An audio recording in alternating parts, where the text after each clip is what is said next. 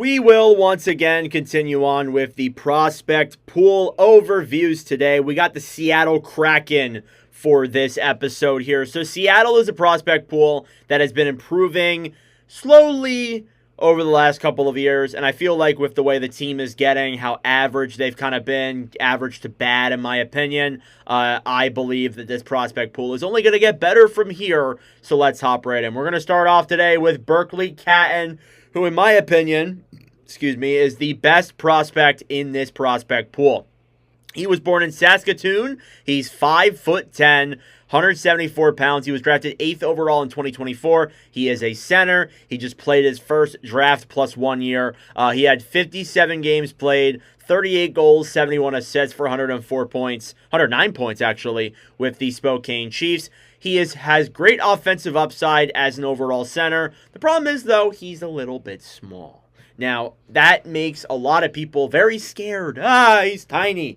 That's not for everybody, though. There are some players, I'm not going to say every player who is short works out in the NHL. There are some players who don't. But for a guy like Berkeley Catton, I think you really don't need to worry about that. I think Catton has the good offensive upside and has put up consistent numbers in the WHL as well. Like, if he was good in his draft year, there's that. But then if he was bad the next year, it doesn't really, But he still had a really good year in the WHL. Now, young players do tend to struggle out of the gate, but you can get used to it for sure. Catton, I would imagine he is now going to be still 19, so probably plays another year with Spokane, unless if he's good enough to make that Kraken team out of training camp, which it's not impossible, but regardless, I feel like they want him to play another year in the WHL and then come over to Coachella Valley. But overall, Berkeley Catton is somebody who has been exciting for the Seattle Kraken for sure and is one you can look forward to for years to come. Jake O'Brien is one of those interesting yet dynamic prospects on the Kraken. So you look at his draft guide here,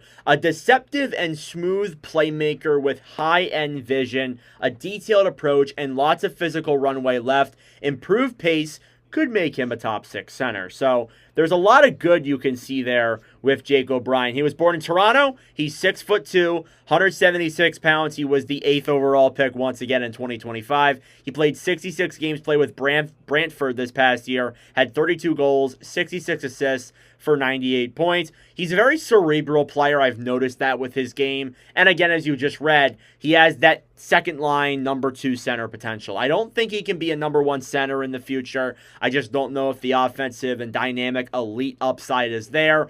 But from what I've seen with him in the OHL with Brantford, he does have a real chance of, being a really good number 2 center. So if your center core is of Berkeley Catton and Jake O'Brien, and funny enough, Matty Beniers will be there too, so you're going to have to factor him in, that could be an exciting center core there for the Kraken down the road for sure. I just don't know why they're picking so many centers. That's the thing that I'm interested with there for sure. But overall, Jake O'Brien's one of the guys that I'm excited to watch down the road. He's still a ways away from making the NHL. Again, the rule is with the OHL, you can't play in the AHL till you're 20, so he's got at least another year left in the OHL for sure. But O'Brien has that good upside. He's going to take a little bit of time, but so are a lot of these prospects. Somebody who I don't think is going to take time is Yanni Nyman. I believe this kid is going to make the team out of camp next year for the Seattle Kraken. He already came up and played a really good stint with them and was somebody who I was very excited to watch throughout the year. He's from Finland, 6'4",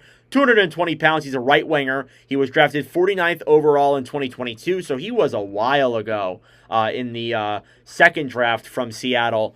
He played 58 games with Coachella Valley this year, had 28 goals, 44 points. Again, nearly a 30-goal scorer in the AHL for that team. And then he did get a stint with Seattle. He proved to be very good. He was half point per game in 12 games played, scored 3 goals. That's very, very good to see there out of a kid like him.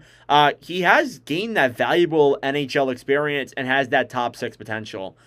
He's one of those guys who I watched. We didn't get to really stream him that much, but I watched him throughout his time with Seattle that season, and he was somebody who really excited me. So Yanni Nyman is one that I look forward to down the road and in the future, but overall has that exciting upside there for sure, and is a player who could do some real damage in the future. Now, you guys know, if you follow the Northern Block podcast, me and LeBlanc always talk about all the time that Seattle needs to, quote, draft a defenseman. We've been saying it for a long time now. And they didn't draft anybody really that high, but they did get Blake Fiedler, who was an underrated defenseman in the prospect pool and overall in that draft class. He was born in Frisco, Texas, which is kind of wild. He's 6'5", 220 pounds. He was drafted 36th overall in 2025. He is a right shot defenseman, so that's a plus. He played 64 games with the Oil Kings. He had 10 goals, 23 assists for 33 points.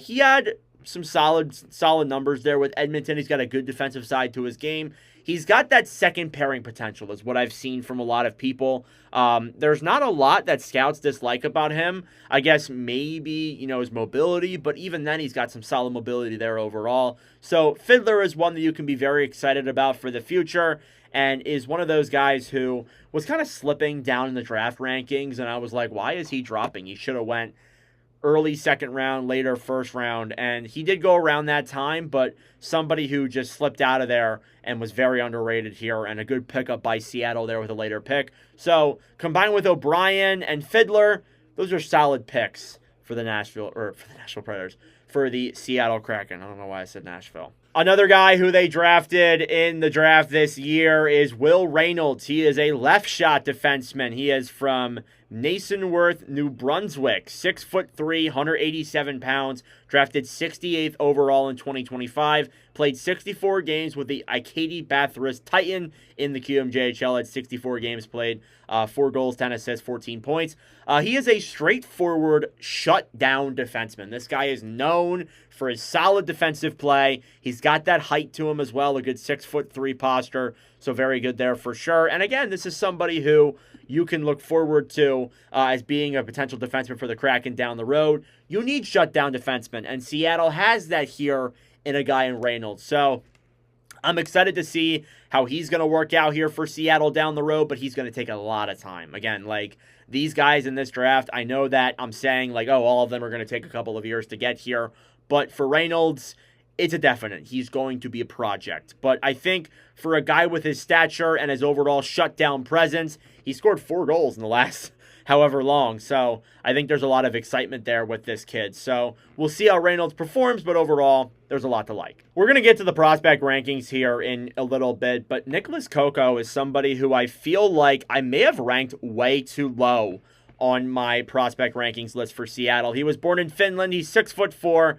190 pounds. He is a goalie. He's drafted 58th overall in 2022, so he's part of that Yanni Nyman, Shane Wright draft class. He played 33 games, had a 20-10-2 record with a 2.26 and a .913 with the Coachella Valley Firebirds. He had a .667 with the Seattle Kraken this year in 1 game played. He is an underrated goalie prospect. Again, this was his first year in North America. He put up some good numbers for them this year. And I think that is really something that you can take and be happy with here heading into his second year in North America. He was drafted, again, like 4 years ago at this point almost. So I feel like maybe we may not see him for maybe another season or two. But overall, this is a guy who has put up really good numbers in North America. I think for me, the reason why he's really low on my list is just I wanted to see more out of him I want to see more of him in North America. Not more out of him, more of him in North America. So we'll see how that develops. We'll see where that goes from here. But overall, Kako has been somebody who I've been very low on, but is an underrated goalie prospect in the system for the NHL. So we'll see how he performs next season. Looking at some of the other prospects in the pool for the Kraken, Oscar Fisker Molgaard is one you can be very excited for, and honestly, I ranked him pretty low on my rankings as well, maybe too low. He had 3 points in 7 games played in his stint in North America this year with Coachella Valley. He also had some solid numbers in Sweden the last couple of years. Edward Sale is one who has not really performed very well.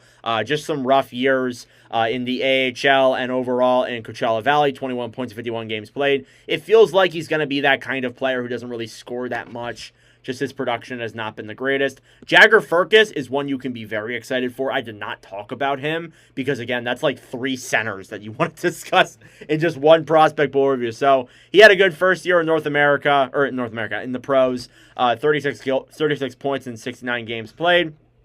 Ryan Winterton played 12 games with Seattle this year, 9 games the season before, had 37 points in 56 games played with Coachella Valley. Just that point production has not come to the NHL very easily. Only 1 assist in 21 career games played. And then Carson Repkoff there to wrap things up. He just came over to the pros for the first time this season in his career. Played 3 games total and had a good year with Brampton as well. He will be playing these next season in the AHL full-time. That being said, then you look at the prospect rankings for the Kraken. Again, there's a couple of things I would do to change on this list, to be honest with you. You have Cannon at 1, O'Brien at 2, Fiddler at 3 might be too high, Furcus there at 4, he's a really highly touted guy. Repkoff there at 5, Nyman at 6, Molgard is at 7, Winterton goes then at 8, Sale at 9, and then Coco is there at 10. Again, I'd probably move him up a little bit if I were to do this again, but overall, it's a good prospect pool. I would say, again, I think 1 to 10 is like consistent NHLers, in my opinion. So it's only a prospect pool for me and a team like Seattle that's not that great. It's only going to get better from here, so we'll have to see what happens there with Seattle overall. But let me know your thoughts in the comment section down below on the Seattle Kraken prospect pool. Thank you all very much for watching. If you enjoyed, be sure to like the video down below and subscribe if you are new. But regardless, that is it for me. Thank you for watching, and I will see you guys in the next video.